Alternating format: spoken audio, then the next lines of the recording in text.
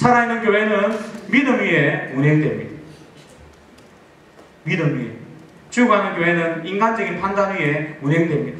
우리가 해보니까, 우리가 지난 그 전통을 따라서 과거에 해보니까 되고 과거에 해보니까 안 되기 때문에 못한다라고 인간의 이성적인 판단에 의해서 운행이 됩니다. 살아있는 교회는 배우고 봉사하기 위해서 바쁩니다. 그래서 각종 성경 공부, 제자 훈련들이 굉장히 많습니다. 그러니까 죽어가는 교회는 편안합니다. 편안해요. 할 일이 없기 때문에. 그냥 교회 와서 예배만 드리고 은혜만 받고 가기 때문에 편안합니다. 살아있는 교회는 활발히 전도합니다. 선교와 함께 전도를 열심히 합니다. 죽어가는 교회는 점점 굳어져 석회화됩니다. 이 목사님이 살아있는 교회와 죽어가는 교회를 이렇게 나름대로 정의를 하고 있습니다. 저는 이 글귀를 읽으면서 정말 맞다. 우리 교회와 또 우리 신앙 공동체하고 정말 맞은 것 같다. 그런 생각을 하게 되었습니다. 여러분의 실제 공동체는 어떠한지, 여러분의 교회는 어떠한지 한번 좀 진지하게 한번 생각해 보시면 좋겠습니다. 정말 우리 공동체는 살아있는 공동체인지, 우리가 섬기는 교회는 살아있는 교회인지, 죽어가고 있는 교회라면, 죽어가고 있는 공동체라면 2009년 올 한 해 동안 정말 교회를 살려내고 역사하는, 움직이는 그런 교회로 만들어가는 그런 여러분들의 몫을 감당했으면 좋겠습니다. 본론에 들어가서 그럼 교회라고 무엇입니까? 용어를 한번 설명해 볼까 합니다. 제가 핸드북에 용어를 좀 적었어야 되는데 적지 못했습니다. 구약에 사용되는 그런 교회라는 용어와 신약에 사용되는 교회라는 용어를 한번 살펴보기로 원합니다. 아마 교회론 강의를 들어보셨다면 이 이야기 한번 들으셨겠죠. 구약에서는 교회를 뭐라고 부르던가요? 예? 예, 저마다 다른 이름으로 부르기도 하네요. 제가 찾아보면 신명기 4장 10절의 말씀. 혹시 한번 성경 한번 찾아보실까요? 신명기 4장 10절 말씀.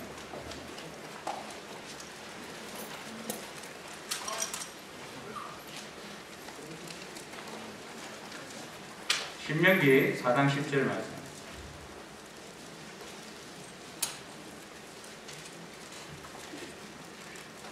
예, 같이 한번 읽어봤으면 좋겠습니다. 시작.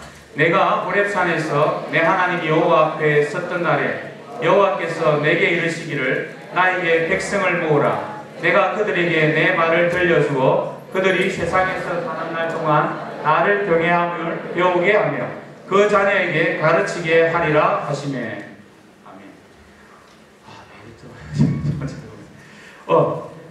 여기에서는 카할이라는 그런 히브리 용어로 그렇게 사용되고 있습니다. 구약에서는 카할, 또 다른 곳에 보니까 에다라는 그런 용어가 교회라는 용어로 그렇게 쓰이고 있습니다. 카할이란 말은 부르다라는 뜻의 그런 동사에서 파생되었습니다. 그래서 회중의 모임을 카할이라고 이렇게 부릅니다.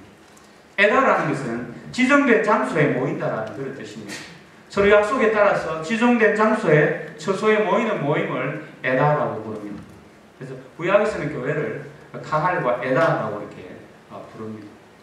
교회라는 단어의 핵심 구절을 신명기 9장 10절, 10장 4절, 18장 16절에 기록하고 있는데요. 거기를 보면 총회날이라는 그런 단어로 말하고 있습니다.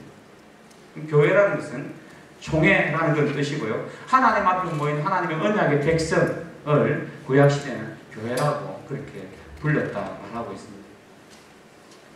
신약에 사용된 교회 용어는요, 잘 아시죠? 에클레시아. 그전에 주로 또 많이 사용한 것은 시나고게라는 그런 단어입니다. 헬라어 단어죠.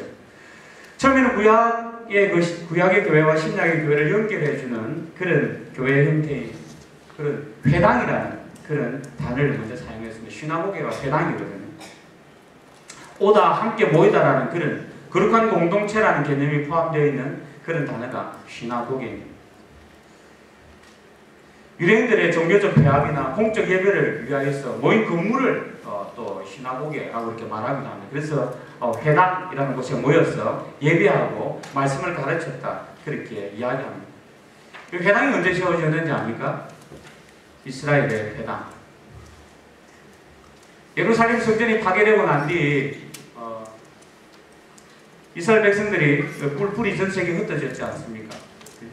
그리고 흩어진 그곳에서 그 어려운 가운데 살면서 하나님을 예배하기를 원하고 하나님의 말씀을 배우기를 원하여서 바벨론에 갔어, 아수르에 갔어, 전 세계 곳곳에 흩어져 있는 그곳에서 어떤 장소를 지정하고 그곳에서 하나님의 말씀을 배우고 가르치는 그런 곳을 만들었는데 그것을 회당이라고 그렇게 부릅니다.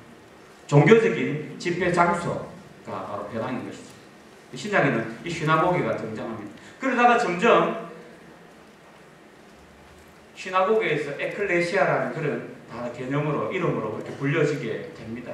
사실은 에클레시아는 세속적인 그런 모임의 개념을 뜻하는 그런 용어가 뜻이 담겨져 있습니다. 우리는 에클레시아 하면 거룩한 용어로 사용하는데 원래는 그렇지 않았습니다. 에클레시아라는 단어를 또 잘 아시죠? 두 가지 단어가 합쳐져서 그렇게 불려진 그런 이름이지 않습니까? 에크와 칼레오라는 그런 단어가 합쳐진 것입니다. 에크는 어디에서, 어디로부터, 어디 밖으로 이런 뜻이고요. 칼레오는 불러내다라는 뜻입니다. 어디에서 불러내는 그런 공동체, 부름받은 무리들을 에클레시아가 그렇게 부릅니다. 세상 가운데서 불러냄을 받은 공동체가 에클레시아이기 때문에 교회라는 것은 본래 생태적으로 세상 가운데 있는 하나님의 백성들이 하나님께로부터 부름받아서 불려내진 그런 공동체의 무리이기 때문에 세상 가운데 살면서도 세상에 도화되지 않고 빛과 소금으로 그 역할을 감당해야 하는 존재라는 사실을 이 에클레시아라는 단어 속에서 우리는 알 수가 있습니다. 신약에서 사용된 교회라는 단어는 몇 가지 의미를 가집니다. 방금 우리가 시나고게나 에클레시아를 통해 설명을 했는데요. 예배를 목적으로 모였던 그렇지 않든 간에 어떤 일정한 장소에서 모인 성도들을 우리는 교회라고 그렇게 부릅니다. 혹시 하나 메모할 수 있다면요. 사도행전 5장 11절, 로마서 16장 4절. 이걸 참 핸드북에 실어놓으셔야 되는데 고린도전서 11장 18절, 갈라디아서 1장 2절 이 말씀을 보면 이 설명이 나와 있습니다. 예? 사도행전 5장 11절, 로마서 16장 4절, 고린도전서 11장 18절, 갈라디아서 1장 2절.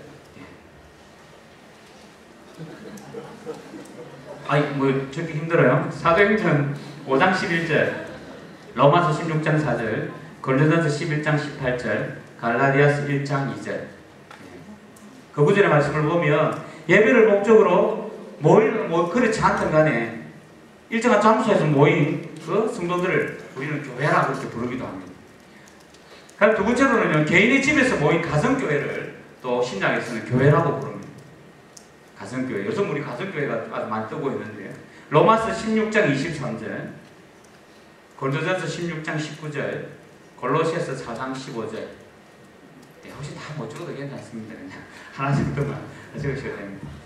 그 다음에 특정한 교회들인 예루살렘에 있는 교회, 안디옥에 있는 교회, 에베소에 있는 교회, 우리 에베소서, 빌립보서, 골로새서 그것은요 한 교회를 지칭하는 건 아니라고 아시죠?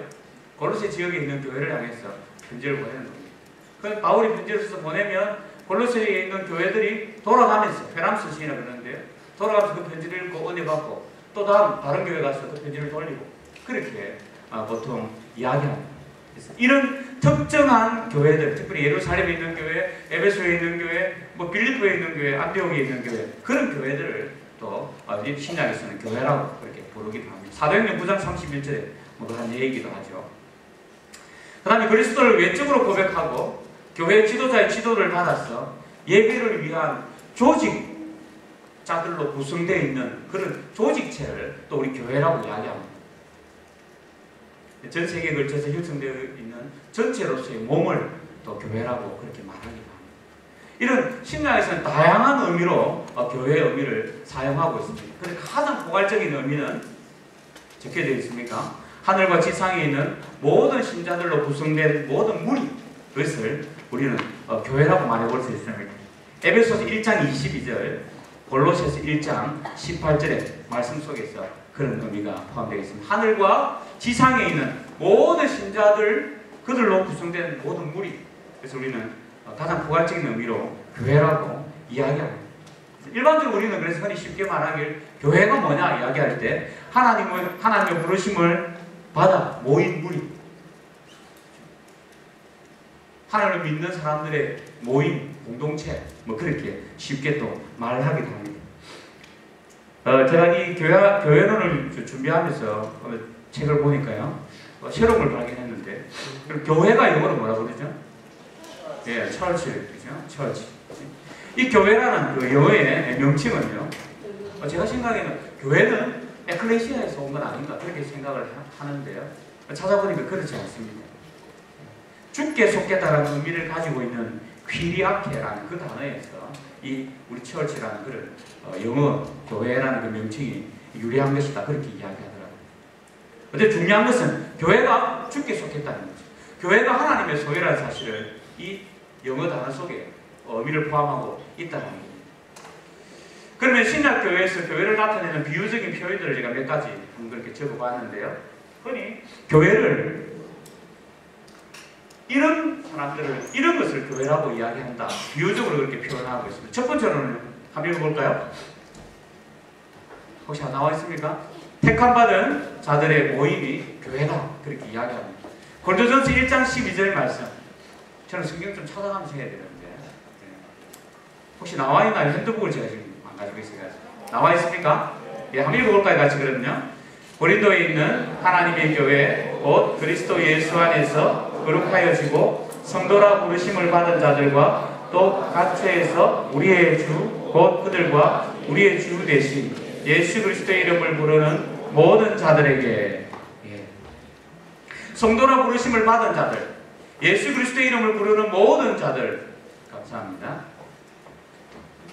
하나님으로부터 성도라고 부르심을 받고 택함을 받은 자들을 성경은 교회라고 그렇게 표현하고 있습니다. 택함 받은 자들의 모임에는 세 가지 특성이 있습니다.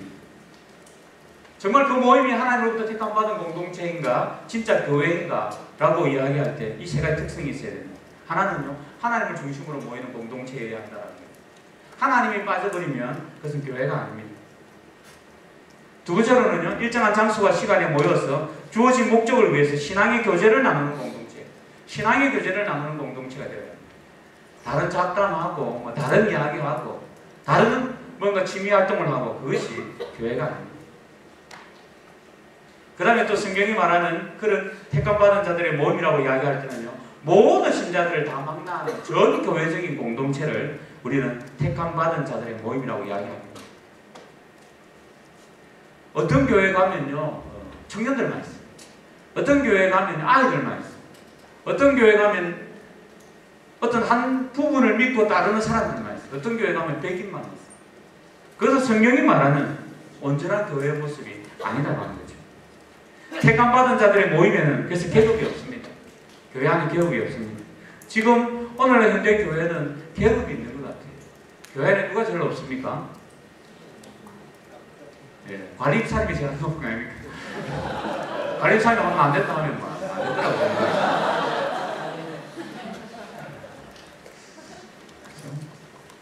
하여튼 성경이 말하는 택함받은 자들의 모임에는 계급이 없습니다. 다만 구원받은 성도만 있을 따름입니다. 목사도 성도요, 장로도 성도요, 관리사님도 성도요, 우리 어린 주일학생도 성도입니다. 흔히 그런데 교회에서는 이 사실을 간과하죠. 자꾸만 계급이 있는 것처럼 뭔가 올라가고 높아진다고 그렇게 생각합니다. 불신자들도 그 사실을 알아요. 그래서 집사가 됐다고 이야기하면 이야 집사 땄네. 다음에는 어디로 승진하는데 장로 돼야지. 뭐 그렇게 이야기하는 그런 말을 했습니다. 그렇지 않다는 겁니다. 남녀노소도 없고 교회 안에는 사실 엄밀한 의미에서 그런 의미에서 교역자와 평신도의 구분이 없는 것입니다. 가톨릭은 그렇지 않습니다. 우리 교회론을 생각하면서 자꾸 천주교 가톨릭을 생각해 봐야 되는데요. 가톨릭은 그렇지 않습니다. 거기서는 엄밀한 구분이 되어 있습니다. 성직자와 평신도는 분명한 구분이 있습니다. 택함받은 자들의 모임이기 때문에 교회 안에서는 구별이 없어야 되고 또 한 영혼 한 영혼이 하나님이 선택하신 분이기 때문에 하나님이 선택하여 불러낸 그런 존재이기 때문에 그들이 여러분들이 유를 섬기고 지방을 섬기고 어떤 또 알뜰로서 이렇게 일들을 섬겨갈 때 한 영혼 한 영혼을 귀하게 여기게 하는 것은 하나님의 택한 백성이기 때문에 그렇습니다. 그 친구가 잘하거나 말 잘 듣거나 뭐 똑똑하거나 간식 많이 사주거나 뭐 그렇게 쏘기 때문에 하는 건 아니라 하나님이 그를 선택하셨기 때문에 하나님의 선택받은 백성임을 알기 때문에 우리는 그 영혼을 귀하게 소중하게 여기게 되는 것입니다. 두 번째로 신약교회에서 교회를 나타내는 그 비유적인 표현들은요, 그리스도의 몸입니다. 그리스도의 몸입니다. 성경 구절 하나 나와 있죠, 그죠? 골로새 1장 18장 같이 한번 읽어볼까요? 그는 몸인 교회의 머리시다. 그는 근본이시요 죽은 자들 가운데서 먼저 나신 이는 만물의 으뜸이 되려 하심이요. 에베소 1장 23절 말씀 제가 한번 읽어볼게요. 교회는 그의 몸이니 만물 안에서 만물을 충만하게 하시는 이의 충만함이니라. 에베소 1장 23절을 그렇게 말하고 있습니다. 교회는 그리스도의 몸이라고 이야기합니다. 우리는 하나님의 백성으로 부름받았습니다. 하나님께서 우리를 하나님의 백성으로 불렀다라는 그 말 속에는요, 예수 그리스도를 믿으라는 그런 부르심이 포함되어 있습니다. 왜 부르셨느냐? 예수 그리스도를 제대로 믿고 섬기라고 부르신 거죠. 뿐만 아니라 그리스도와 연합하여 그와 한 지체가 되라고 그런 하나님께서 우리를 부르셨습니다. 그래서 그리스도의 몸이라는 그 말 속에는요, 교회의 단일성을 이야기합니다. 교회는 이 교회 저 교회 우리 교회 남의 교회가 있는 것이 아니라 이런 의미에서 온 교회가 하나다, 한 몸이다, 단일하다라는 그런 의미가 포함되어 있습니다. 사실은 보통 그리스도의 몸이라는 사실을 간과하기 때문에 다른 교회가 부흥하면 괜히 배가 아프고 우리 교회가 부흥하면 괜히 목에 힘이 들어가고 그런 모습이 있는 것 같아요. 함께 더불어 함께 성장해가고 함께 부흥해가고 함께 하나님의 영광을 돌려내는 교회가 될 때 가장 아름다운 모습인데 그러하지 못할 때 잘되면 교만해지고 잘못되면 부러워하고 비판하는 그런 모습이 있는 것을 봅니다. 여러분 지방도 그렇지 않나요? 혹시 유도 그렇지 않습니까? 연합별로 모일 때 어느 유가 어느 지방이 잘하면 부럽기도 하고 자존심 상하기도 하고 우리가 잘하면 괜히 힘들어가고 기분 좋아지고 남이 잘하면 괜히 마음에 부담이 되기도 하고 그런 모습은 우리 속에 있지 않은지 모르겠어요. 우리는 한 몸입니다. 그리스도의 한 몸입니다. 교회를 구성하는 모든 신자들이 서로 상호간에 진정한 교제가 있을 때 우리 그리스도와 연합되었다고 이야기하고 그리스도의 몸으로서 역할을 제대로 감당하는 것입니다. 우리가 하나라는 사실을 가장 잘 드러내는 그런 것이 있다면 교회 안에 어떻게 있을까요? 우리는 하나입니다. 우리는 한 몸입니다. 라는 것을 잘 드러내는 그런 순서가 하나 있어요. 네? 심령 기도회, 금요 철학 기도회 되었습니다. 제가 보니까요, 성찬식입니다. 성찬식. 교회 안에 성찬식을 할 때, 목사님께서 예식을 진행하십니다만, 그 성찬식을 통해서 그리스도의 몸을 우리가 그리스도의 살을 먹고 그리스도의 피를 마시면서 우리는 그리스도 안에 한 몸입니다. 하나된 백성입니다. 라는 사실을 깨닫게 되고 그 고백하면서 떡을 먹고 우리가 그 포도주를 마시지 않습니다. 성찬식이 한 몸이라는 사실을 잘 드러내 줍니다. 그리스도와 하나된 우리 뿐만 아니라 그리스도의 몸이라고 이야기할 때는 우리끼리 너와 나 사이에 우리도 역시 한 지체, 한 몸이라는 사실을 이 말 속에서 보여주고 있습니다. 자기 몸을 미워하는 사람이 있습니까? 한 손가락 마음에 안 드는데 막 잘라버렸거든요. 눈 이거만 그냥 잘 보이지도 않고 귀찮은데 그냥 뽑아놓았다가 버렸을 거예요. 그러지 않지 않습니까? 자기 몸은 자기가 관리합니다. 자기 몸의 지체를 보기 싫다고 좀 힘들다고 한데 저 어깨가 너무 아프고 무거워 이래가지고 좀 팔 좀 탁 떼놓았으면 좋겠다 이런 생각이 들 때가 한 번씩 있더라고요. 혹시 여러분은 그런지 모르겠습니다. 너무 힘이 드니까 좀 떼놓았으면 좋겠어요. 어떨 때는 뭐 목이고 무거워 그래서 좀 떼놓고 좀 쉬었다가 붙이고 이러면 좋겠는데 우리 몸이 그렇지 않지 않습니다. 한 몸이기 때문에 그렇습니다. 자기 몸의 지체를 미워하는 사람 있더라고요. 그런데 미워하는 사람이 있더라고요. 자선하는 사람들이 그렇고 자해하는 사람들이 그렇고 또 하나 그런 사람 외에 제가 보니까요. 언덕 위에 해야지 그곳에 가 있는 사람들은 자기 몸을 지체를 그렇게 별로 중요하게 생각 안 하는 사람들이 많아요. 자꾸 막 찌르고 쓸고 그렇게 때리고 그렇게 하는 사람 자기 막 머리를 쥐어박기도 하고 저 뒤에도. 예. 정상적인 몸은 그렇지 않습니다. 우리 한 몸이라고 할 때는 우리 몸의 연약한 부분, 또 부족한 부분을 감싸고 보호하고 챙겨주는 것이 그게 한 몸이에요. 돌아보지 않고 챙겨주지 않고 관심이 없으면 그건 벌써 몸의 지체가 아닙니다. 떨어져 버린 것입니다. 우리 붙어있기 때문에 관심을 가지고 돌아보는 거죠. 우리 리더십 컨퍼런스를 통해서도 조별로 돌아보는 게 뭡니까? 밥 먹을 때 종원 챙기고 하는 게 한 몸이기 때문에 그래요. 그런 마음으로 챙기는 거예요.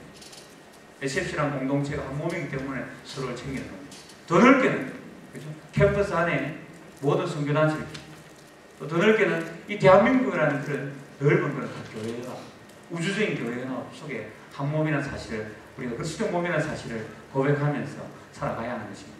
세 번째로는요, 그리스도의 신부입니다. 교회는 그리스도의 신부입니다. 고린도후서 11장 2절 말씀 한번 읽어볼까요? 고린도후서 11장 2절 말씀. 참는데 시간이 좀 걸리겠네요.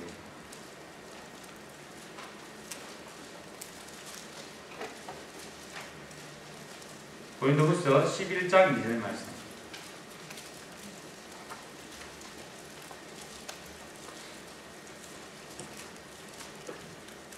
한번 읽어볼까요? 같이 시작. 내가 하나님의 열심으로 너희를 위하여 열심을 내노니 내가 너희를 정결한 처녀로 한 남편인 그리스도께 드리려고 중매함이로다. 거기까지. 구약에서는 이스라엘 백성들을 신부라고 그렇게 묘사하고 있습니다. 예수님은 교회를 그리스도의 신부라고 그렇게 표현하고 있습니다. 신랑과 신부의 관계로 이야기하는 우리가 잘 알다시피. 여러분 아직 신랑이 되어보지 못하고 신부가 되어보지 못한 분들이 대부분인데 한번 나중에 꼭 되시기 바랍니다. 신랑이 되시고 신부가 한번 되어보시기 바랍니다. 신부는 누구에게 속해 있습니까? 신랑에게 속해 있다고 우리 그렇게 말합니다. 요즘 보니까 신랑이 신부에게 속해 있는 사람도 있는 것 같기도 한데 어쨌든 일반적으로 결혼하면 그죠?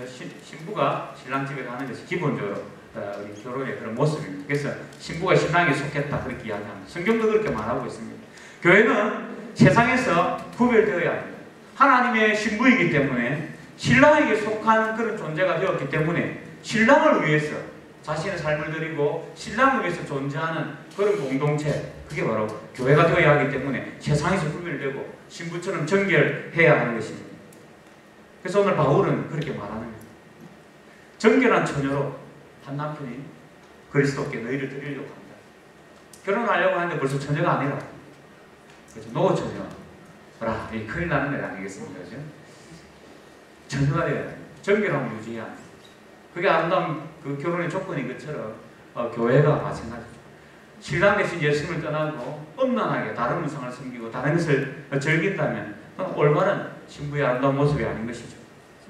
교회는 신부가 신랑을 섬기듯이 그리스도만을 따르고 섬겨야 합니다. 그리스도를 따르는 교회가 참 교회라는 것을 말씀해 주고 있습니다.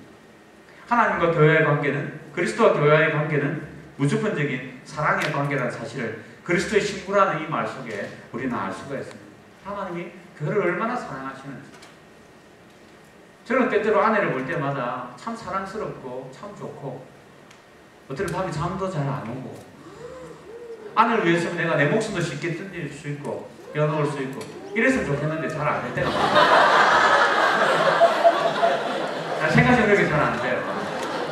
내가 힘들면 잘 안 되고 내 마음이 여러 가지 눌려 있으면 잘 안 되고 성령 충만하지 않으면 잘 안 되고 그렇습니다. 근데 우리 주님은 그렇지 않아요. 주님은 언제나 성령 충만하시죠.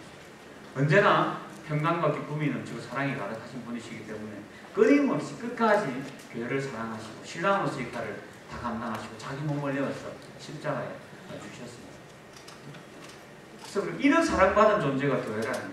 그리스도의 신부라고 생각하면서 왜 신부처럼 아름답고 정결하고 순결하지 못하고 교회 안에 이런 문제가 많냐고 교회 안에 왜 더러운 것이 많냐고 손가락질하기 전에 하나님이 신랑 대신 예수님이 교회를 그렇게 사랑하신다. 그런 주님의 사랑의 대상이라는 사실을 기억하면서 우리가 교회를 사랑하고 교회를 섬기고 그런 교회가 되어야 한다는 것이죠. 네 번째로 신약에서는 교회를 하나님의 집, 성전이라고 이야기합니다. 고린도서 3장 16절 같이 한번 읽어볼까요? 너희는 너희가 하나님의 성전인 것과 하나님의 성령이 너희 안에 계시는 것을 알지 못하느냐. 예. 고린도전서 6장 19절에 이렇게 말합니다. 너희 몸은 너희가 하나님께로부터 받은 바 너희 가운데 계신 성령의 전인 줄을 알지 못하느냐. 너희는 너희 자신의 것이 아니라. 예. 우리 몸은 우리 것이 아니라고 이야기합니다. 교회는 하나님의 집이요 성령이 거하시는 전입니다. 교회는 관리사님이 관리하는 것이 아니고 목사님이 장로님이 주인이 아니고 하나님의 집이고 성령이 거하시는 전입니다. 하나님 그 백성들 가운데 거한다는 그런 표시고 거한다는 그런 말이죠. 그래서 교회가 거룩한 것입니다. 우리가 볼 때는 교회 안에 문제가 많고 교회라고 말하는 그 공동체 속에 비리도 많고 손가락질 받을 만한 일들도 많이 있지만 하나님이 그 속에 거하고 성령님이 그 안에 거하고 하나님이 자기 집이라고 말씀하시는 공동체가 교회이기 때문에 교회는 거룩하다는 거예요. 근본적으로 교회는 거룩한 거예요.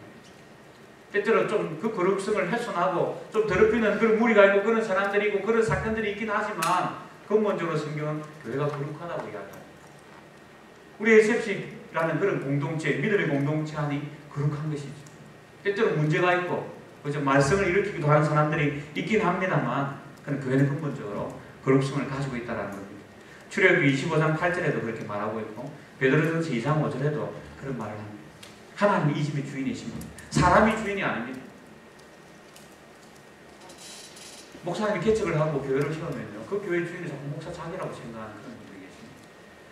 개국 공신 이런 이야기 있듯이 교회를 처음 개척할 때 같이 함께 열심히 협력했던 분들이 주로 장로님 되시고 권사님 되시는데 그분들이 개국 공신이라고 이야기하면서 마치 교회의 주인 노릇을 하는 모습을 보기도 합니다. 하나님의 집이라는 사실을 잘 모르기 때문에 그렇습니다. 그 집의 가치는 누가 살고 있느냐에 달려 있습니다. 물론 건물에 들어간 가격도 중요하지만 그 건물에 누가 사느냐에 따라서 그 집의 가치가 달라집니다. 하나님이 거하는 집이 되면 그건 세상의 값을 따질 수 없는 고귀한 거룩한 그런 곳이 되는 거죠. 우리 교회가 바로 하나님의 집, 하나님의 성전입니다. 다섯 번째로 여기는 기록해 놓지 않았네요. 하나 더 좀 적으시면요. 진리의 기둥과 터. 교회는 진리의 기둥과 터라고 이야기합니다. 디모데전서 3장 15절에 그렇게 말합니다. 디모데전서 3장 15절에 제가 한번 읽어볼게요. 만일 내가 지체하면 너로 하여금 하나님의 집에서 어떻게 행하여야 할지를 알게 하려 함이니 이 집은 살아계신 하나님의 교회요 진리의 기둥과 터니라. 교회가 하나님의 나라를 대적하는 모든 적들에 대항하여서 진리를 수호하고 진리를 지키는 그런 요새고 진리를 변증하는 그런 공동체가 교회라는 사실을 말해주고 있습니다. 그래서 우리는 하나님을 향해서 높여진 모든 이론들, 모든 대적들을 향해서 하나님의 말씀을 들고 그들을 향하여 도전하고 진리를 사수해야 하는 책임이 교회에 속해 있습니다. 우리 출판부에서 책 판매하는 그 가운데 도킨스의 신이라는 책을 보면서 진화론에 대해서, 무신론에 대해서 우리가 제대로 한번 반박해내는 그 교황분들의 글들을 읽으면서 우리가 그런 실력을 갖추고 그런 능력을 갖추어서 그들을 향하여 하나님의 진리를 향하여 도전하는 자들을 향해서 우리가 도전하고 진리를 수호하고 변증해야 한다는 것이죠. 교회가 그런 역할을 해야 하는 것입니다. 하나님을 향해서 욕하고 하나님을 향해서 손가락질하는 자들을 향하여 하나님이 그렇지 않고 하나님의 진리가 그렇지 않다는 것을 우리는 변화해야 합니다. 캠퍼스 안에서 또 우리 지역 안에서 하나님을 향하여 도전하고 우상을 섬기고 하나님의 진리가 훼손되게 만드는 거짓 이단의 세력 앞에 우리는 침묵하고 우리는 모여서 기도하고 그렇게만 해야 되는 건 아니라 진리를 수호하고 도전하고 대항하고 대적해야 한다는 거예요. 그게 교회의 모습입니다. 침묵해서는 안 됩니다. 저는 대학 안에 총학에서 총학 출범식 할 때 돼지머리 놓고 고사진하고 이런 모습 보면 너무 가슴이 아파요. 또 우리가 도전하고 싸워야 돼요. 잘못되었다고 이야기하고 바른 진리를 선포해 가야 한다고 생각합니다. 그런 운동들이 좀 저는 일어났으면 좋겠다 그런 생각이 들어요. 이 외에도 성경은 신약에 보니까 새 예루살렘, 하늘의 예루살렘, 위에 있는 예루살렘 이런 비유를 통해서 교회를 설명하고 있는 것을 보게 됩니다. 교회는 과거와 현재와 미래를 총망라하는 모든 신자들로 구성되어 있습니다. 우리 여기만 있는 교회가 아닙니다. 과거에 이미 이 땅에 살았던 교회가 있고 현재 살고 있는 교회가 있고 장차 살게 될, 이 땅에 살게 될, 미래에 살게 될 그런 신자들이 다 하나님의 교회입니다. 교회는 한 장소에 모이는 신자들이 집단이다. 신약 성경은 그렇게 말합니다. 그래서 예루살렘 교회, 어떤 교회 이렇게 말하기도 합니다. 교회라는 말은 적어도 세 가지 다른 의미를 그래서 결론적으로 가지게 됩니다. 요즘 우리가 사용하는 교회라는 말에는 이 의미가 있습니다. 첫 번째로는요, 진정한 그리스도인들을 우리 교회라고 이야기합니다. 교회를 이야기할 때 진정한 그리스도인을 이야기합니다. 두 번째로는 같은 방식으로 예배하는 사람들의 집단을 우리는 교회라고 이야기합니다. 그래서 장로교회, 감리교회, 성결교회, 순복음교회 뭐 이렇게 해요. 그것은 같은 방식으로 예배하는 사람들의 집단의 모임을 이야기합니다. 조금씩 달라요. 그럼 세 번째로는요, 포괄적인 의미로 건물이나 조직도 의미하기도 합니다. 요즘 어떤 교회에 가면요, 교회 가자 이러면요, 그죠? 건물을 의미하기도 합니다. 포괄적인 의미. 그래서 야, 교회는야 건물이 아니고 그거는 교회당이고 예배당인데 그걸 교회라고 하는 것은 무식한 일이다. 그렇게 너무 무식하다고 말씀하지 말고 포괄적인 의미에서 이미 우리는 교회라는 의미 속에 건물도 같이 함께 이야기하고 있다라는 사실을 기억하면 좋겠습니다. 그럼 교회 두 번째는 이제 교회의 본질. 교회가 도대체 그런 의미에서도 본질을 한번 살펴보면 좋겠는데요. 로마 가톨릭은 교회를 이렇게 정의하고 있습니다. 제가 한번 찾아보니까 이렇게 말하고 있더라고요. 한번 들어보십시오. 세례를 받고 동일한 신앙을 고백하며 동일한 성례에 참여하며 지상에 있는 하나의 가시적인 머리 밑에서 교황을 이야기하겠죠. 합법적인 목자들의 지위를 받는, 합법적인 목자들은 뭐 신부들이 되겠죠. 모든 신실한 자들의 회중이다. 그렇게 로마 가톨릭은 이야기합니다. 그래서 그들은 교훈하는 교회, 교훈받는 교회 이렇게 교회를 둘로 구분합니다. 가톨릭은 또 교회가 두 개예요. 교회라고 이야기할 때 늘 두 가지 의미를 같이 이야기합니다. 다스리고 가르치고 교육하는 자들, 그들로 구성된 교회가 있고 가르침받고 다스림받고 복종하고 성례 병풍을 받는 그런 교회, 이 둘로 구분된다라는 거죠. 그래서 주교, 뭐 대주교, 추기경, 교황 이런 성직자들과 사제들로 구성되어 있는 유형적인 조직체를 교훈하는 교회라고 이야기합니다. 그 일반 모든 이제 천주교 신자들이 교훈받는 교회입니다. 그래서 가톨릭에서 교회라고 이야기할 때는요, 이 신자들의 무리를 말하기 전에 사실은요, 신자들의 어머니라고 말하는 이 교훈하는 교회를 천주교에서는, 가톨릭에서는 먼저 교회라는 의미에 많이 부여하고 있습니다. 교회가 뭘 결정했다, 교회가 뭘 한다라고 이야기할 때는요, 이런 의미가 많습니다. 히랍 정교회는 교회를 그렇게 이야기하더라고요. 참된 교회는 히랍 정교회뿐이다. 다른 뭐 장로교, 뭐 가톨릭 다 그런 가짜다. 진짜 교회는 히랍 정교회다. 그렇게 이야기합니다.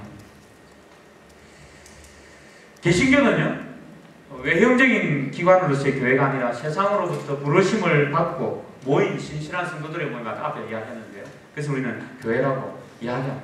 그래서 모든 시대 성도들이 무형적이고 영적인 그런 성도들의 교통 가운데 우리 교회의 본질을 찾습니다.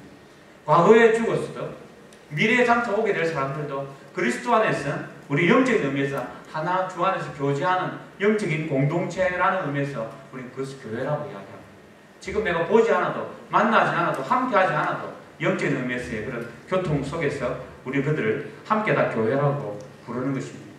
이 교회의 성격을 몇 가지로 제가 한번 적어봤는데요. 뭐 교회 구별 일어나는데 교회의 성격이라고 말하는 것이 더 맞을 것 같습니다. 교회의 성격. 첫 번째로 한번 읽어볼까요? 무슨 교회가 있습니까?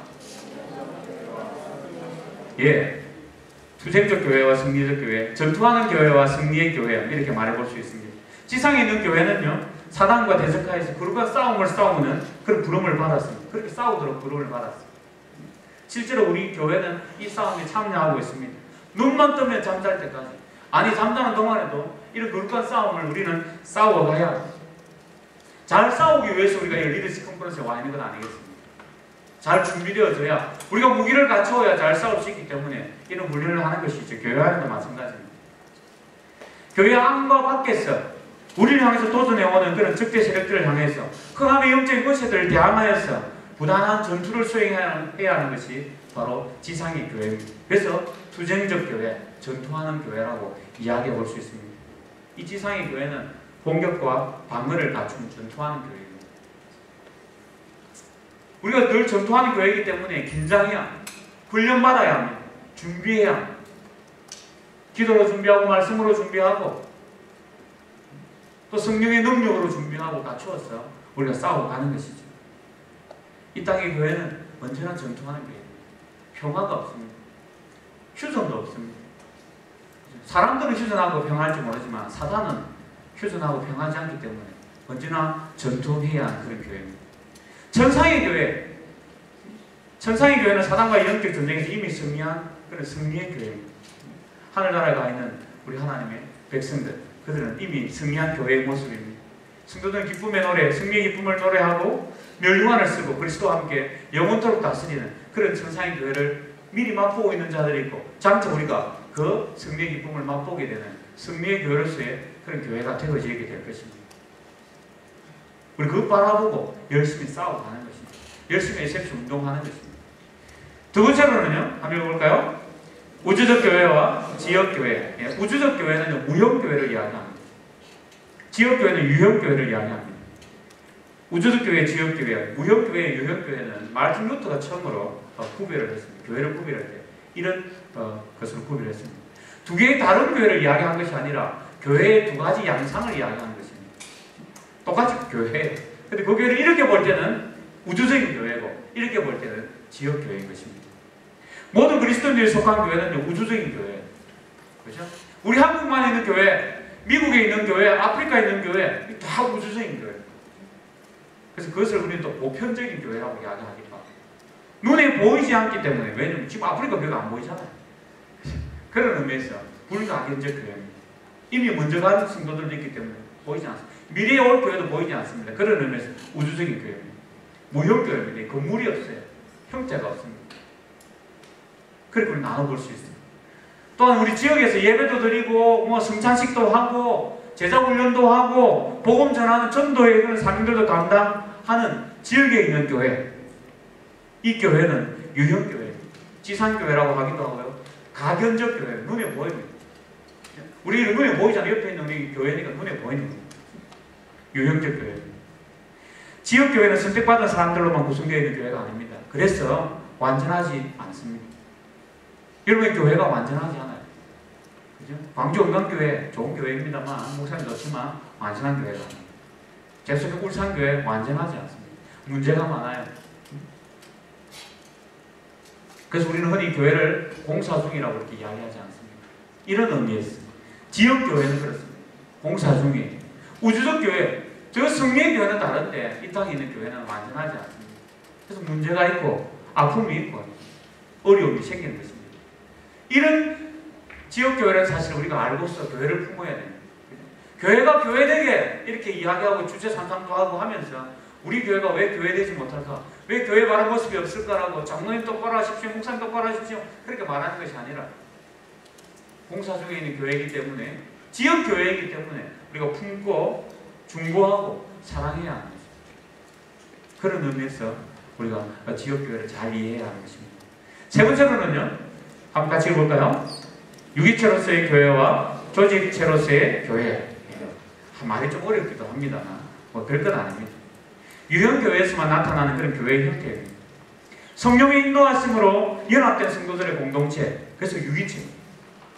성령님께서 마음을 움직이시고 감동시켜 주셔서 한 공동체로 불러주셨기 때문에 그것은 유기체로서의 교회입니다. 성도 간의 교제가 일어나고 세상을 향해서 성령의 감동하심을 받고 말씀을 받아 도전하는 그런 교회, 그 유기체로서의 교회입니다. 조직체로서의 교회는요, 우리 교회 안에 이런 조직이 있지 않습니까?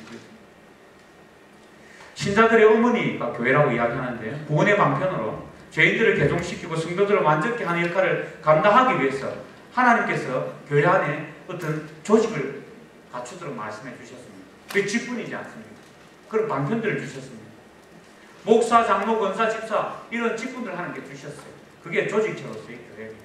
또 당회, 교회 안에 보면 뭐 재직회, 공동의회, 당회 그런 조직이 있고요. 조금 더 넓히면 노회, 좀 더 넓히면 총회, 이런 하나님께서 이런 방편들, 제도들을 주셔서 교회가 교회되게 이렇게 만들어 놓으셨다라는 거죠. 우리 그것을 잘 이해해야 해요. 그래서 그런 공동의회, 당회, 그런 노회, 총회에서 결정된 것들에 대한 권위를 인정해주고 우리가 그 일에 또 순종하고 함께 따라가는 것이죠. 하나님께서 목사를 세우시고 장로를 세우시고 직분자를 세우셨기 때문에 그 직분자들이 직분을 잘 감당함에 있어서 필요한 것들 우리 그 일에 순종하고 섬기는 것입니다. 그게 조직체로서의 교회의 역할을 다하는 것입니다. 우리 그 사실을 인정해야 하고 그 사실을 또 잘 이해해야 하는 것입니다. 교회는 크게 세 가지 속성이 있다고 이야기합니다. 교회의 속성. 첫 번째로는 교회의 통일성입니다.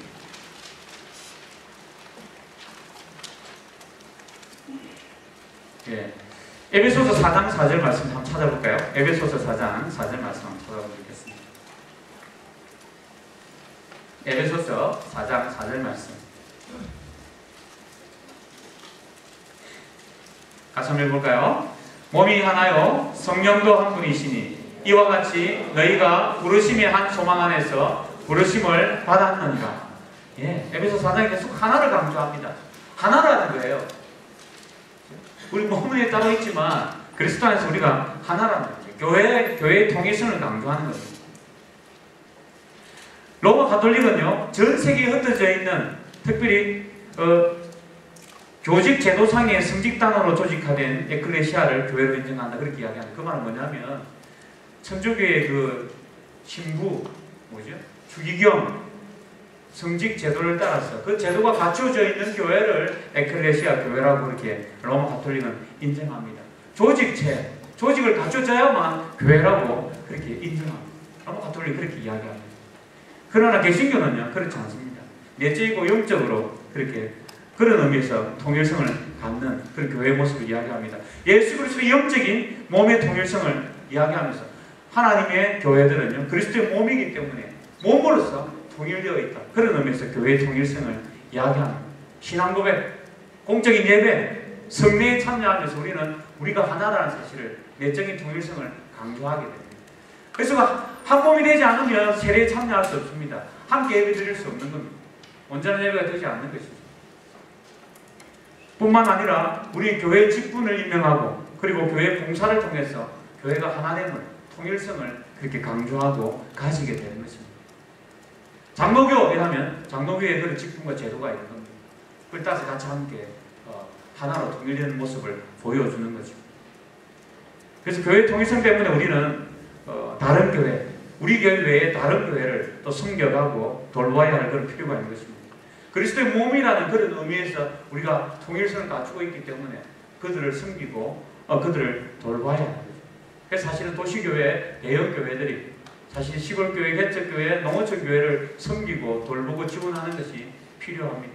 여러분들 보니까 주류운동 가운데 개척교회를 돕고 또 여름에 봉사하러 가고 이런 부분들이 사실 이러한 우리가 한 교회이기 때문에, 통일된 교회이기 때문에 이런 일들을 감당해야 하는 것입니다.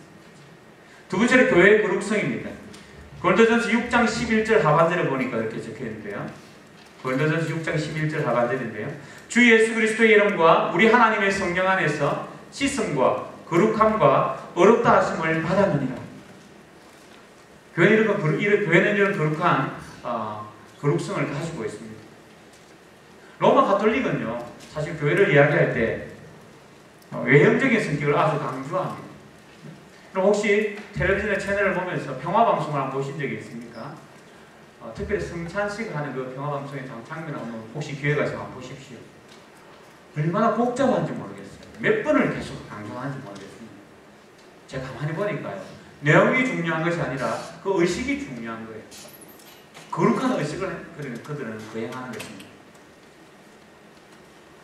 성령이 거룩하게 하는 사역을 통해서 교회 지체들을 거룩하게 만들어가는 것이 아니라 의식을 통해서 거룩성을 그렇게 내포하고 거룩해 되어야 한다고 강조하는 그런 모습을 보여줍니다. 무슨 말인지도 모르고 참여하고 또 얼마나 의식이 복잡하냐. 아따 때렸을 때, 앉아 때렸을 때.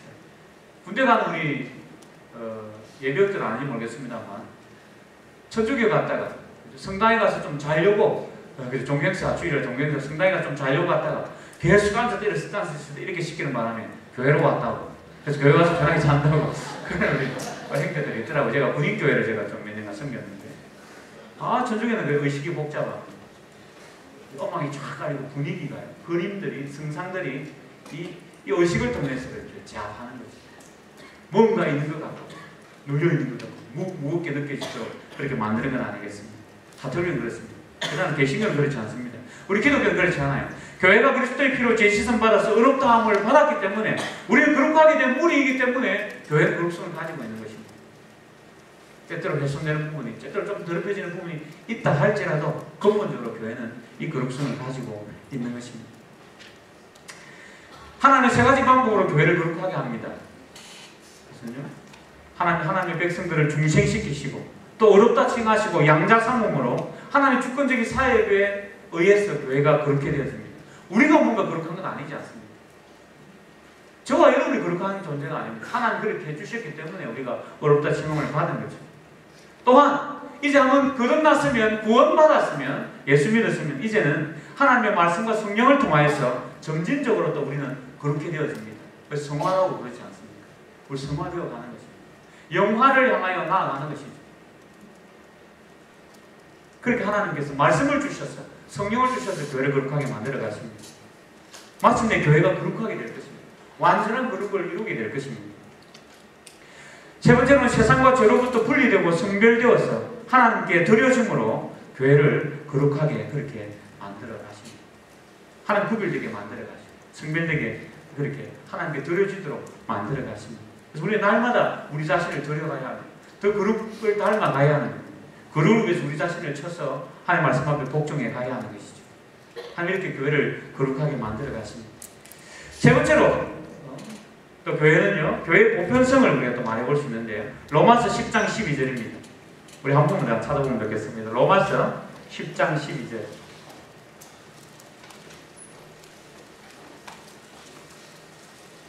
로마서 10장 12절 말씀입니다.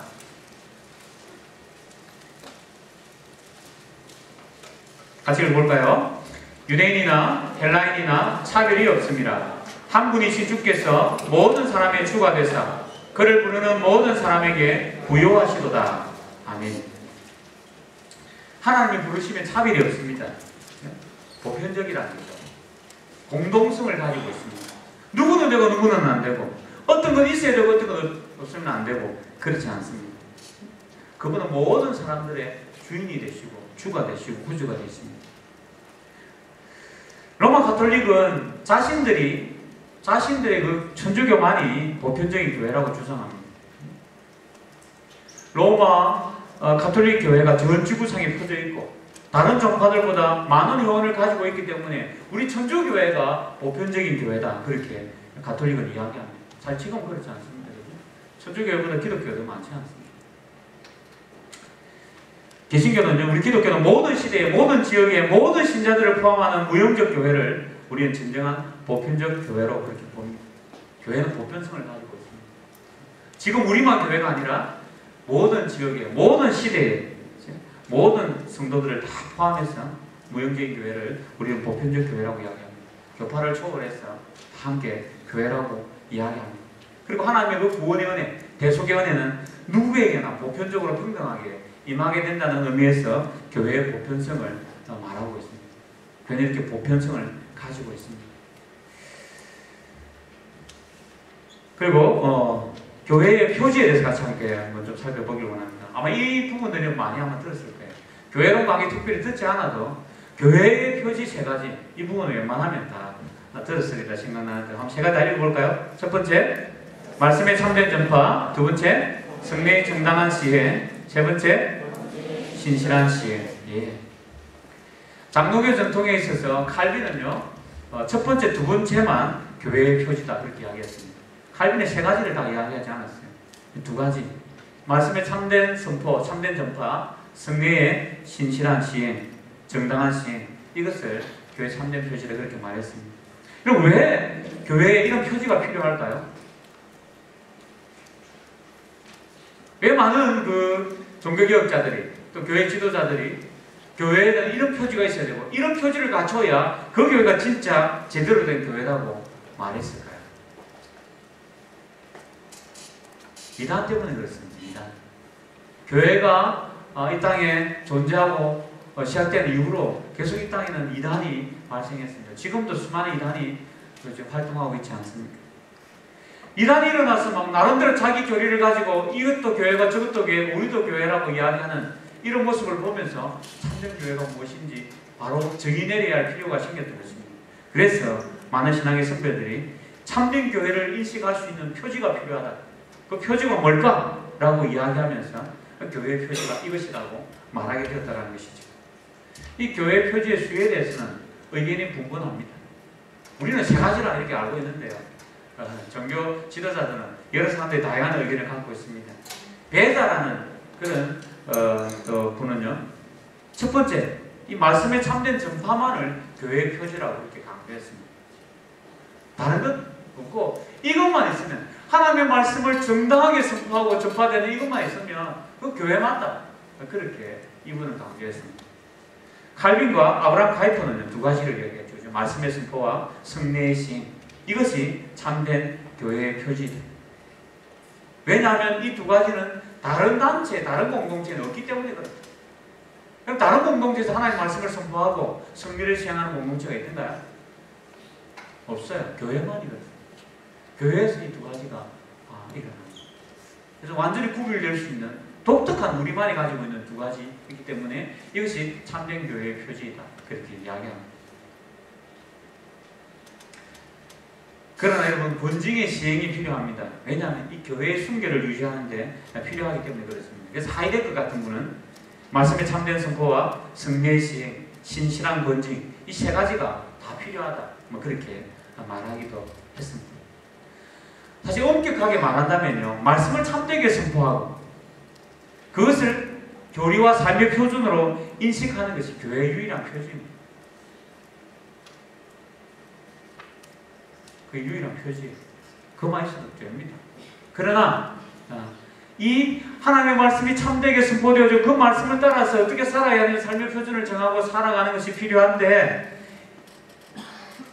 이렇게 살기 위해서 성례의 바른 시행과 본증의 신실한 집행을 결정하기 때문에 이 하나님의 말씀을 바르게 선포하는 것이 바른 성례의 시행을 할 수 있게 만들고 본증을 신실하게 그렇게 집행할 수 있도록 만들어주기 때문에 참된 의미에서, 엄격한 의미에서 하나님의 말씀의 참된 선포가 교회의 표지다. 그렇게 말하는 것이죠. 그만 제대로 되면 성경이 말하는 것이 무엇인지 알기 때문에 성경은 바른 성례를 시행하도록 말씀하고 있고, 그리고 하나님 앞에서 백성들이 잘못될 때 권징하라고 이야기하고 그 권징을 바르게 시행하도록 말씀이 가르쳐주기 때문에 말씀의 참된 선포, 참된 전파가 교회의 유일한 표지다라고 말해도 과언이 아니다. 그렇게 말해볼 수 있다는 거죠. 첫 번째로 말씀의 참된 전파 선포는요, 교회를 유지하고 교회가 신자들의 어머니가 되도록 하기 위한 그런 위대한 방편이 바로 말씀의 선포입니다. 교회에서 시행되는 말씀의 선포가 완전하고 절대적으로 완벽하게 그렇게 순수하게 전파되어야만 그게 참된 교회다. 그런 말은 아닙니다. 만약 그렇다면요, 여러분 목사님 주일에 설교할 때 말씀 전하다 보면 틀리기도 하고 실수하기도 하고 혹시 한 부분을 잘못 전하기도 하는데 그러면 참된 교회가 아닌 것입니다. 그걸 말하는 게 아니에요. 말씀 선포가 기독교의 근본에 있어서 기독교의 근본의 진리에 의해서, 진리에 따라서 그 기준에 볼 때 바르게 선포되는, 참되어야 한다. 그런 의미입니다. 믿음과 행위에 지배적 영향을 끼쳐야 한다. 말씀이 그래야 된다. 그런 의미에서 말씀의 참된 선포입니다. 토시 하나 틀리면 참된 교회가 아니다. 그러면 누가 말씀을 전하겠어요? 참된 교회가 이 땅에 어디 있겠습니까? 그렇지 않습니다. 말씀의 근본적인 그 기준 위에 있습니다. 그 믿음과 행위에 지배적 영향을 끼치는 것이 말씀이 되어야 한다는 의미에서 말씀의 참된 선포를 강조합니다.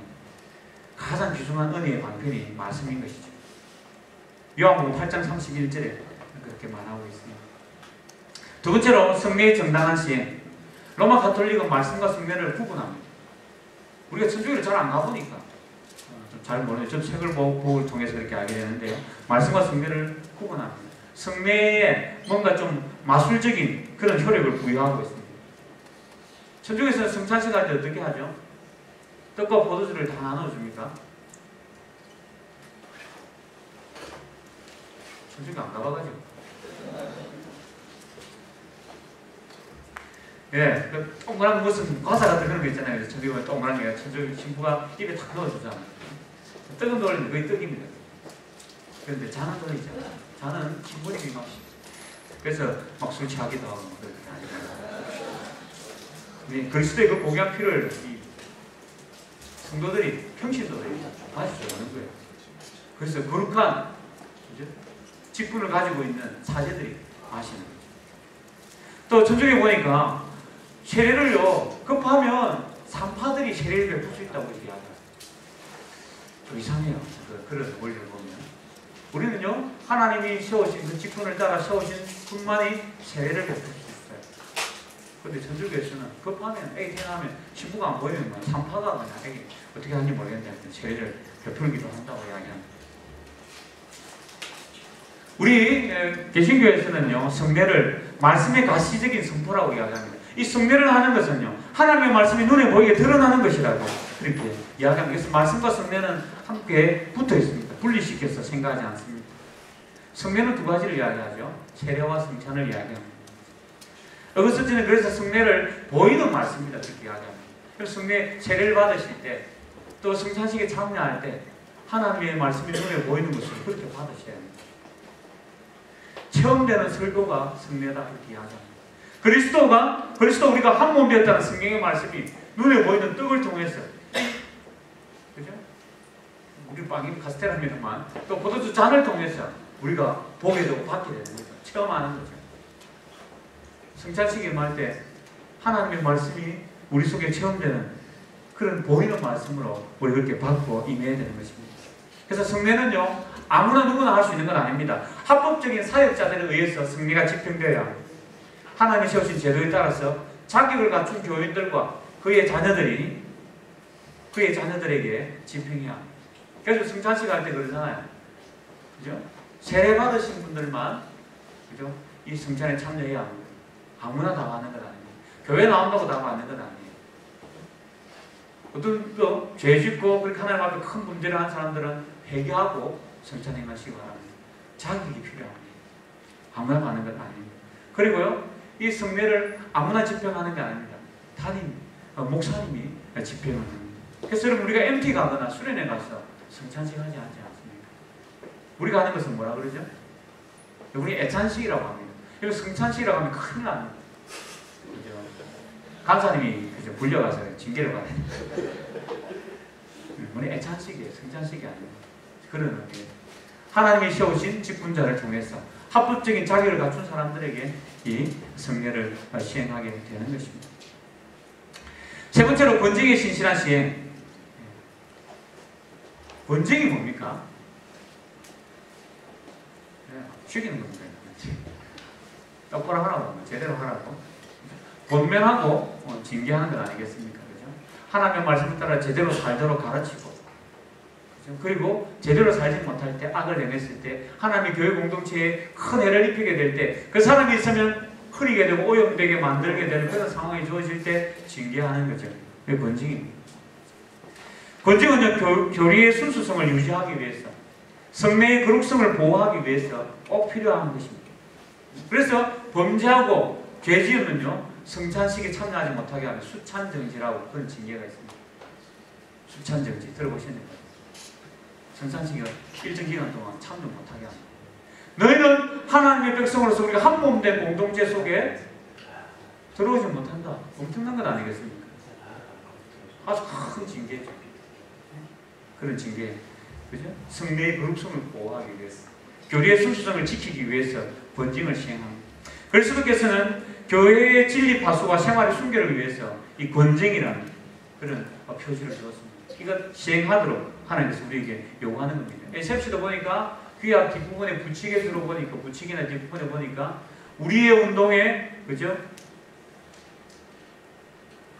우리 운동에, 우리 에세프시의 그 이름의 명예를 훼손하거나 우리 운동에 한 지명의 잘못을 범할 때는 징계하는 그런 장면이, 그런 내용이 대부분 귀하게 보니까 나와 있더라고요.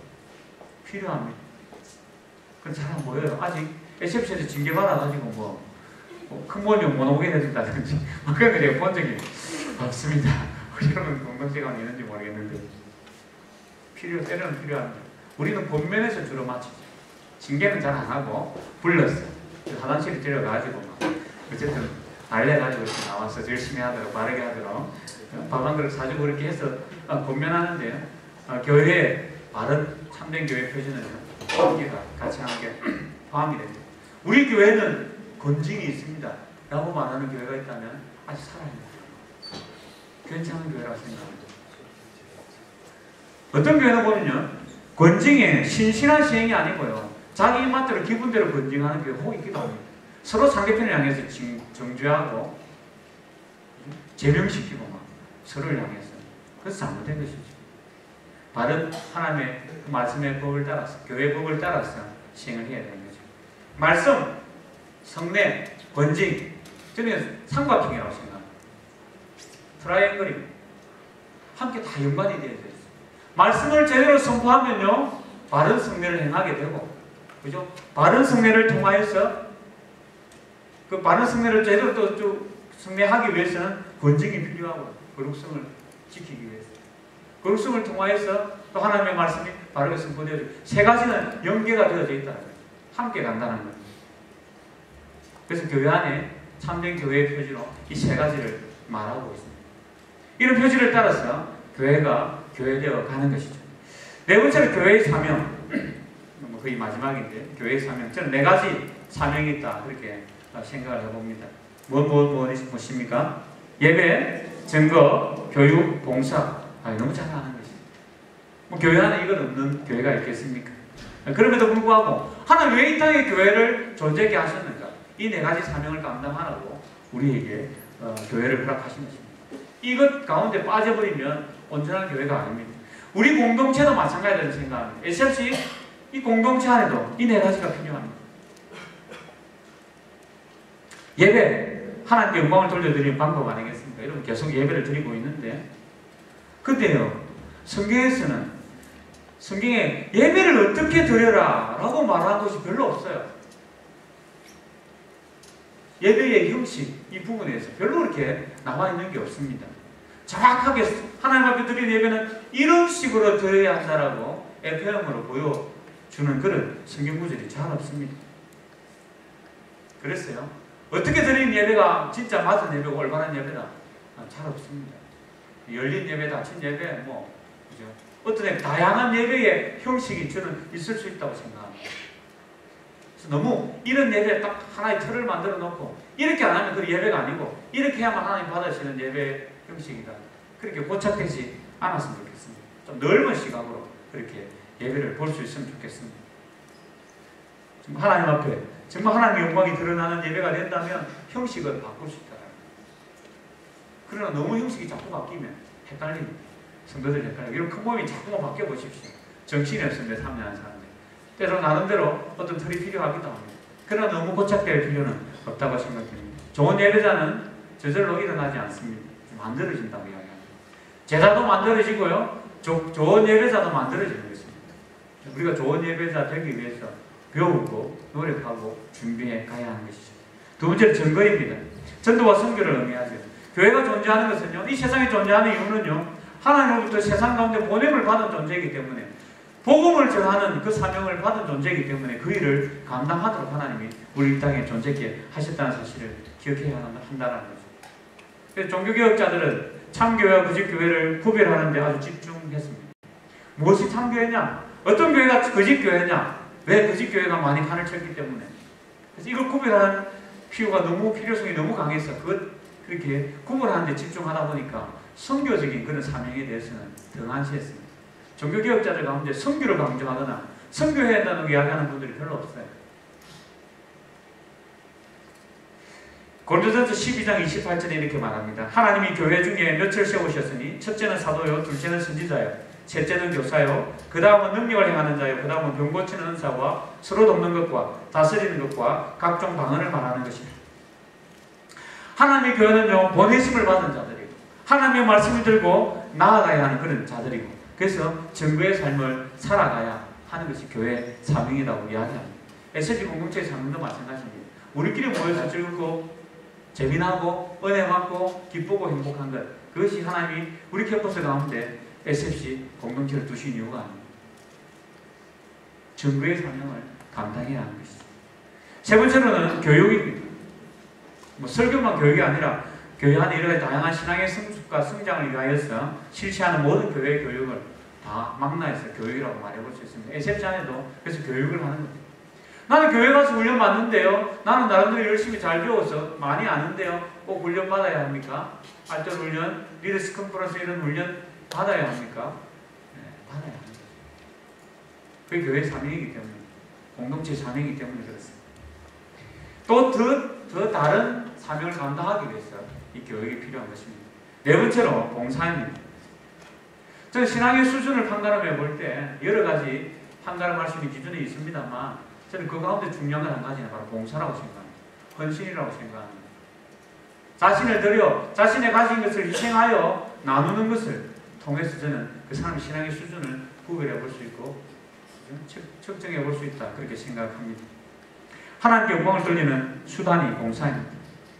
사람들은 자꾸만 교회를 이야기할 때 교회가 나를 위해 존재한다고 그렇게 생각하는 사람들이 많은 것 같아요. 저는 그 올해부터 세례받기 전에 신앙성장반 공부하는 사람들을 제가 가르칩니다. 10주 과정을 통해서 하는데 저는 매주 계속 롤테이션하고 10과를 계속 돌아가면서 하는데요. 사람들이 자꾸만 바뀌죠. 10주 맞추고 나면 나오고 하니까. 그래서 한번 물어보면요. 교회가 자기를 위해서 뭔가 해줘야 돼요. 교회 오니까 우리가 왜 이런지 모르겠어요. 제가 교회 왔는데 왜 이렇게 인사도 안 해주고 아니면 안내도 안 해주고 뭐 할 때 뭐 좋은 거 주지 않고 이런 부분 왜 도와주지 않고 이렇게 요구하는 게 얼마나 많은지. 이분들은요 교회가 나를 위해 존재한다고 생각하는 거예요. 여러분 어떤지 모르겠어요. SFC 그러니까 SFC 왔는데 SFC 뭐 좀 나 좀 안 해주나 뭐 좀 안 챙겨주나 뭐 좀 SFC 오고 나니 뭐 좀 내한테 이득이 뭘까 뭐 그렇게 생각하고 이 공동체에 와 있는 분이 계실지 모르겠습니다. 교회는 나를 위해 존재하는 집단이 아니라 하나님을 위해서 일하는 것입니다. 그 분명히 하셔야 합니다. 교회 와서 내가 은혜 받고, 교회 와서 위로 얻고, 교회 와서 능력을 드리고, 교회 와서 은사를 받고, 사람은 자꾸만 뭔가 받으려는 데 집중하는 것 같아요. 물론 받아야죠. 그것도 필요하죠. 그러나 내 마음이 어느 쪽에 먼저 가 있냐는 거죠. 리더십 컨퍼런스를 통해서 물론 이렇게 교육을 받아야지. 훈련을 받아야지. 그래서 어느 정도 이제 받았다면 그 다음 우리가 관심을 둬야 하는 것은요. 그럼 이제 내가 이것 가지고 섬기고 봉사하고 드리고 헌신하고 그죠? 연약한 자들을 끌어안고 함께 손잡아주고 이끌어가고 이런 일들을 감당하는 그런 삶을 살아야 한다는 거예요. 교회는 바로 그 사명을 가지고 있습니다. 봉사해야 돼요. 자기 교회만 위해서 자기 교회 성도들을 위해서 봉사하는 것이 아니라 이웃의 주민들을 향해서 봉사해야 합니다. 제가 그 이야기 듣고 좀 가슴이 아팠는데 저희 교회가 추수감사 주일날 그래서 전 구역들이 이렇게 과일 바구니를 다 만들었어요. 제 울산교회가 한 성도들이 한 2,500명 정도 됩니다. 그래서 울산에서 제일 큰 교회인데요. 출석하는 교회가 그 정도 가까이 됩니다. 그 구역하니까 꼭 그 과일 바구니가 얼마나 많겠어요. 교회 입구에서부터 계단에 쫙 구역별로 과일 바구니를 다 만들어 놨어요. 그 강대상까지 쫙 했어요. 그리고 예배를 마치고 우리가 추수감사주를 하는 은혜를 주셨는데 이것 한 해 동안 베풀어주신 은혜 감사해서 이걸 우리끼리 맛있게 먹고 즐기는 것이 아니라 이것 가지고 우리 이웃에 있는 주민들에게 찾아가서 나누자. 그렇게 해서 이웃들에게 다 모두 그에게 다 가지고 와서 다 나눠줬어요. 교회 주변에 있는. 저는 참 흐뭇했습니다. 야, 우리 교회가 참 잘하는구나. 이 과일 바구니를 받으면서 막 고맙게 생각하고 참 교회에 대해서 좋게 생각하겠구나. 뭐 그렇게 생각하고 지났어요. 나중에 들어보니까요. 예, 그런 분들도 혹 있습니다만 혹 어떤 분들은 그 과일 바구니 받지도 않는데 돌아서 버립니다. 평소에 좀 잘하지. 평소에는 온 교회들이 주일만 되면 차 가지고 와서 골목골목 다 주차해 놓는 바람에 자기 집 주차도 제대로 못하는 이웃들. 시끄러워 밤에 잠도 못 자고 막 항의하는 그 이웃들. 뭐 여러 가지 또 다른 어려움들이 있겠죠. 이렇게 어렵게 만들고 힘들게 만드는 그 교회가 어느 날 과일 바구니 하나 들고 와서 생색내고 그러다고 막 싫어하고 화내는 그런 분들이 있다는 이야기를 들으면서 참 마음이 아팠습니다. 평소에 잘해야 돼요. 여러분이 학교에 또 여러분 또 지방에 SFC가 존재하고 또 교회가 존재하면서 그죠? 다른 이웃들에게, 다른 주변의 동아리들에게, 다른 주변의 선교단체들에게 여러분 어떻게 보여주고 있느냐는 거죠. 봉사라고 하나님이 SFC 공동체를 허락하시고 봉사라고 하나님이 교회를 이 땅에 세워두셨다는 사실입니다. 그래서 나눠야 내가 교회다. 여러분들이 교회가 교회되기 주제를 통해서 그렇게 이야기하더라고 보니까요. 내가 교회면요. 교회가 존재하는 이유는 봉사하기 위해서. 그래서 여러분들이 조별로 또 우리 조를 넘어서 다른 조원들에게 함께한 다른 사람들에게 봉사하는 거죠. 드리는 거죠. 나누는 거죠. 그럴 때 그 교회가 아름다운 하나님의 공동체가 되어가는 것입니다. 교회는 성령 안에서 거룩해지는 성화 공동체입니다. 하나님 나라를 확장하는 선교 공동체입니다. 하나님의 성실하심과 하나님의 신실하심이 이런 하나님의 아름다운 교회를 날마다 더 새롭게 해가실 것입니다. 그래서 개혁교회는 개혁되어져야 한다. 그렇게 말하는 것 아니겠습니까? 이런 하나님께서 이런 목적을 가지고 이런 사명을 주시고 이런 본질적인 교회가 교회로서 그렇게 살아가야 하는데 저는 21세기 우리 교회가 당면한 문제가 참 많다고 생각합니다. 그 문제 두 가지를 제가 적어봤는데 너무 잘 알기 때문에 세속화와 종교다원주의, 개혁주의 강의하고 제 강의 시간에 보니까 좀 이런 이야기도 하시더라고요. 교회 안에 세속화가 들어오면서 정말 교회 본질이 훼손되어지고 교회답지 못한 모습들이 드러나는 것을 봅니다. 성윤리가 무너집니다. 교회도 이혼하는 이혼율이 바깥에 불신자들 이혼하는 것하고 똑같습니다. 가족의 가치가 무너지고 있습니다. 주일 되면 가족들 만나기 힘들어요. 아침부터 저녁까지 공사하는 겉면을 강조하는 윤리가 무너지고 있습니다. 제가 저희 교회 설교할 때 그렇게 했었는데요. 앞으로 10년 이후에 이 울산 땅에 저녁 예배 드리는 교회가 몇 교회 있을지 저는 거의 사라질 겁니다. 뭐 이런 이야기 있었어요. 편한 걸 추구합니다. 편리한 걸 추구해요. 교회가 주차장 사고, 교회가 묘지 사고, 하여튼 교회가 이제 식당 업체를 들여서 그렇게 사기도 하고, 점점 편리한 걸 추구합니다. 일 안 하려고 하고, 안 섬기려고 하고, 그죠? 식당 주방일 하는 것이 3D 업종이 샀습니다. 봉사하는 거 3D. 주차 봉사하고. 교회 안에, 유럽교회는 이미 여러분 알다시피 동성애가 허락되어진 그런 교회들이 있기도 하고, 낙태를 허용하기도 하고, 이혼을 허용하기도 하는 그런 동성애 목사가 등장하는 그런 교회가 이미 생겨나고 있습니다. 머지않지 않았겠어요? 얼마 남지 않았다고 생각합니다. 오게 돼 있어요. 이상해 흘러오게 돼 있어요. 안 좋은 것은 자꾸 빨리 접하려는 거예요. 우리 한국 교회 안에 교권 투쟁이 얼마나 또 심합니까? 응? 자기가 스스로 목사가 주인이고 장로가 주인이고 주도권을 갖기 위해서 얼마나 다투는지 모르고 교회 안에 멱살 잡고 흔드는 이런 일들이 자꾸만 많아지고 있습니다. 교회 안에서도 자본주의가 판을 칩니다. 강의 들으셨겠지만 그래서 자꾸만 교회가 대형화되어 갑니다. 교회가 작으면요 그 목사의 목회 실력이 없고 하나님의 능력 있는 종이 아니라고 그렇게 생각합니다. 시골교회에서 목회하는 목사를 무시합니다.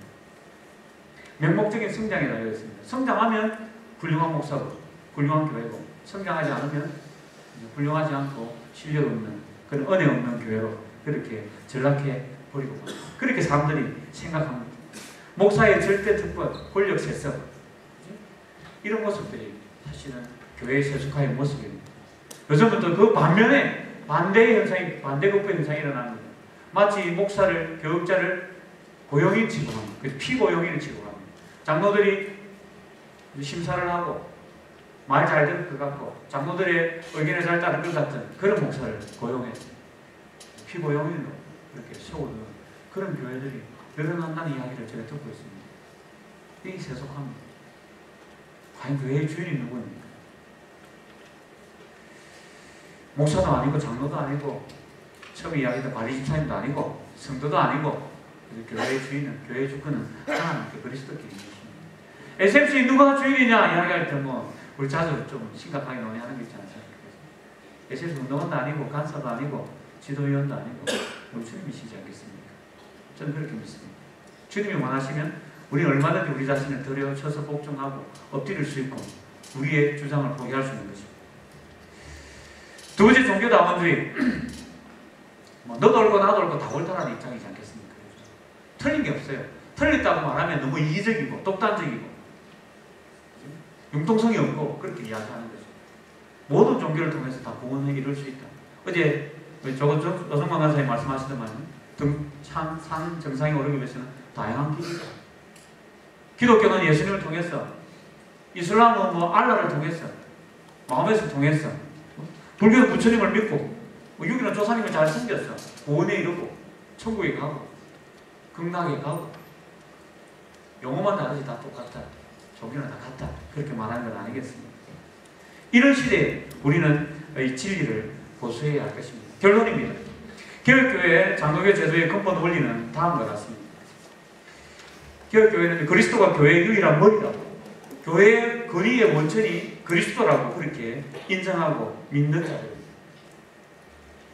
그래서 국가가 교회 권위를 침해하려 할 때 국가를 향해서 대항해서 싸웠습니다. 지금도 마찬가지입니다. 그래야 국가가 교회의 이 진리의 그 권위를 흔들어 버린다면 우리는 그 국가를 향해서도 사실은 싸워야 하는 그런 자들입니다. 근데 로마 교황은, 가톨릭은 그렇지 않습니다. 로마 교황의 지상에 그리스도의 대리자라고 주장하고 그리스도를 대신해서 그 권리를 차지하고 있습니다. 그래서 교황의 한마디가 하나님의 권위입니다. 그리고 그 가톨릭의 전통을 성경의 권위와 똑같이 줍니다. 로마 교회, 가톨릭 교회에서 어떤 회의를 통해서 결정하게 되면요, 그게 성경 권위와 같습니다. 그래서 우리는 그를 천주교를 이단이라고 이렇게 말하는 건 아니겠습니다. 우리는 그리스도가 힘으로 교회를 다스리지 않는다고 믿고 성령을 통해서 하나님 교회를 통치하신다고 믿습니다. 하나님의 말씀을 통해서 하나님께서 교회를 다스린다고 믿습니다. 특별히 하나님께서는 당신이 세우신 그 지도자들, 직원들을 통해서, 직분자들을 통해서 사용하여서 하나님 교회를 다스린다고 그렇게 우리는 믿습니다. 모든 교회의 권세는 1차적으로 교회 그 자체 안에 있습니다. 교회가 소중하고 교회의 결정이 중요합니다. 그리고 그 다음에는 하나님을 특별히 불러서 세운 직분자들에게 2차적인 권위가 있습니다. 이 사실을 우리가 이야기하기에 교회, 교단에서, 총회에서 결정한 그런 결정에 대한 내용이라도 우리 교회가 신앙의 양심을 따라서, 자기 신앙의 고백을 따라서 다르게 결정하고 그 총회 결정에 따르지 않을 수 있다라고 그 제도에, 장로교 제도에 나와 있습니다. 개인의 신앙의 양심은 굉장히 중요하게 생각합니다. 하나님께서는 갈대아우리에 살고 있는 아브라함을 불러내셨습니다. 그리고 한 민족을 이루게 하셨습니다. 하나님은 시대마다 많은 하나님의 사람들을 불러내셔서 하나님의 교회를 이끌어가고 이루게 하셨습니다. 예수님의 부활 성천 후에도 또 오고 오는 시대 가운데도 하나님 계속 하나님의 사람들을 불러내실 것입니다. 그래서 하나님의 교회를 만들어 가실 겁니다. 이렇게 하나님이 이렇게 부르셔서 교회로 삼으시고 이 지상 땅 가운데 교회를 남겨놓으신 이유는 하나님의 뜻을 이 땅에 펼치시기 위함입니다. 하나님의 나라가 이 땅 가운데 이루어지게 하기 위해서 하나님이 우리 교회를 이 땅 가운데 세워놓은 것입니다. 우리 SFC가 교회에서 시작된 그런 운동이지 않습니까? 교회와 함께 또 우리 가는 운동이라고 이야기합니다. 또 교회를 세워가고 교회를 섬기는 운동이라고 우리는 그렇게 강령을 통해서 고백합니다. 교회를 떠나서는 SFC를 생각해 볼 수가 없습니다. 개혁주의 교회 것을 그것이 우리의 사명이라고 우리는 그렇게 고백합니다. 우리의 삶의 원리가 교회 중심이라고 그렇게 고백합니다. 사랑 우리 운동 여러분, 정말 교회를 바르게 알고 또 하나님이 원하시는 교회의 본래의 목적을 따라서 교회답게 살아가고 그런 교회를 만들어가기 위해서 우리가 사랑으로 섬기고 우리 자신을 드리고 또 우리 SFC 공동체가 이런 하나님의 교회 같은 공동체가 되기 위해서 사랑하고 섬기고 또 교회를 잘 이해하는 그런 우리가 될 때 정말 하나님이 원하시는 아름다운 교회가 세워질 것이고 하나님이 기뻐하시는 역동적인 SFC 운동을 펼쳐가게 될 것입니다. 교회를 힘써 알아가는 그런 우리가 되었으면 정말 좋겠습니다. 함께 기도하겠습니다. 아버지 하나님 감사합니다. 많은 신학자들이 또 종교개혁자들이 하는 교회를 이야기하고 또 성경에서 교회가 무엇인지를 여러 모양으로 여러 사람을 통하여서 여러 또 이론을 통하여서 살펴보았습니다. 하나님 정말 교회가 얼마나 귀하고 소중한지 우리가 잘 이해하고 잘 깨달아 알 수 있게 하여 주시옵소서. 하나님, 많은 것으로 그치는 것이 아니라 이제 그 교회를 사랑하고 그 교회를 품고 하나님 원하시는 교회의 본래 모습을 회복하도록 하기 위하여서 우리 자신을 전혀 헌신할 수 있는 저희들 되게 하여 주시옵소서. 교회가 교회되는 일에 우리가 힘쓸 수 있도록 도와주시고, 비판하고 하나님 평가하고 불평하고 불만하는 것이 아니라 사랑으로 품고 엎드리고 무릎 꿇는 그런 저희들 되게 하여 주시옵소서. 하나님 향하여 높아진 모든 그런 세상의 학문들과 세상의 이론들을 향하여서 믿음의 진리를 파수하고 하나님의 말씀이 온전히 선포되어지는 그 일들을 위하여 넉넉히 우리의 사명을 감당할 수 있는 저희들 되게 하여 주옵소서. 감사드리며 예수님의 이름으로 기도드립니다. 아멘. 수고하셨습니다.